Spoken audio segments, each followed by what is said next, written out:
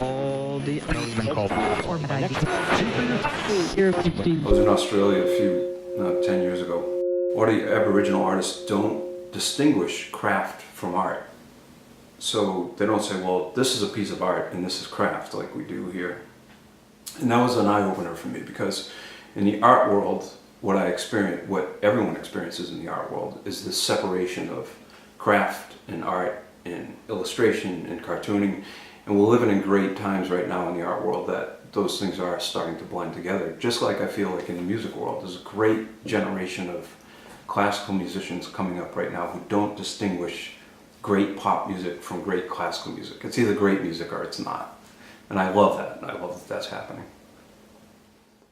I always say, no matter what I'm doing, I always say the project is the boss. And it's like whatever's going to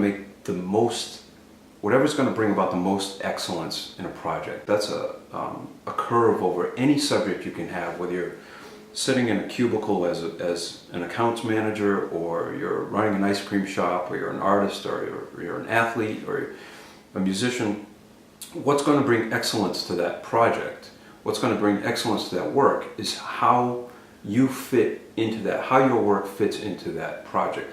And when I say project, I don't even mean selling out for a project. I mean, how does this fit into the world? Like, how does this make the world grow? How does this move the world forward? And are you putting your best effort? Are you putting excellence into that specific thing? And it's the same way sitting in a symphony orchestra, or sitting playing in a jazz duo for background music. Like, where does this fit in, and how can I make this a better experience? I always felt, well, should these things be mixed together? Should I be doing these kind of club kind of things while I'm also doing these incredible halls all over the world? And to me, it's all the same thing. It's just, that's exactly what gets bored. It's like, what's the best experience I can have while giving these people the best experience they can have?